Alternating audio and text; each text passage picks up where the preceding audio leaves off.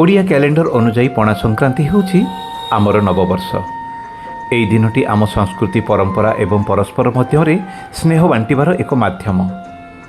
ବୈଶାଖ ମାସର ପ୍ରଖର ତାପରୁ ମୁକ୍ତି ପାଇବା ପାଇଁ ଏବଂ ଶରୀରକୁ ସତେଜ ରଖିବା ପାଇଁ ପଣା ପିଇବାର ବିଧି ରହିଛି। ପାରମ୍ପରିକ ଓଡ଼ିଆ ପଣା ପ୍ରସ୍ତୁତ କରିବା ପାଇଁ ଏକ ବଡ଼ ଜାଗାରେ ପାଣି ନେଇ ସେଥିରେ ପାଚିଲା ବେଲ, ଦହି, ଛେନା ଏବଂ କଦଳୀକୁ ଭଲ ଭାବରେ ମିଶାଯାଏ। ଏହାପରେ ସେଥିରେ ଗୁଡ଼ ବା ଚିନି ମିଶାଇ ସ୍ୱାଦ ଅନୁଯାୟୀ ମିଠା କରାଯାଏ। ଶେଷରେ କୋରା ନଡ଼ିଆ, କଟା ଫଳ, ଗୋଲମରିଚ ଗୁଣ୍ଡ ଏବଂ ଅଳେଇଚ ପକାଇ ଥଣ୍ଡା ପାଣି ମିଶାଇ ତାକୁ ତିଆରି କରାଯାଏ ବେଲ ପଣା। ମୋର ମନେ ଅଛି, ଗତ ପଣା ସଂକ୍ରାନ୍ତିରେ ଆମେ ସବୁ ବଜାର ଭାଇମାନେ ମିଶି ପଣା ତିଆରି କରିବାର ଯୋଜନା କରିଥିଲୁ। ସକାଳୁ ସକାଳୁ ସମସ୍ତେ ନିଜ ନିଜ ଘରୁ କିଏ ଦହି ତ କିଏ ଫଳ ନେଇ ଆସିଥିଲା। ଜଣେ ନଡ଼ିଆ କରୁଥିଲା ତ ଆଉ ଜଣେ କଦଳୀକୁ ଚକଟୁଥାଏ। ସେହି ସମୟରେ ହସ ଖୁସି ଗପସପ ଭିତରେ କେତେବେଳେ ଯେ ପଣା ପ୍ରସ୍ତୁତ ହୋଇଯାଏ ଟିକେ ବି ଜଣାପଡ଼େନି।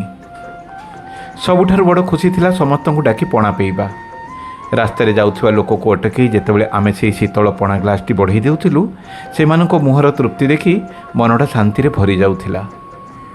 ପଣା ପିଇବାର ସ୍ୱାଦ ଯେତିକି ମିଠା, ଅନ୍ୟକୁ ପିଇବାର ଆନନ୍ଦ ତା'ଠାରୁ ଢେର ଅଧିକ।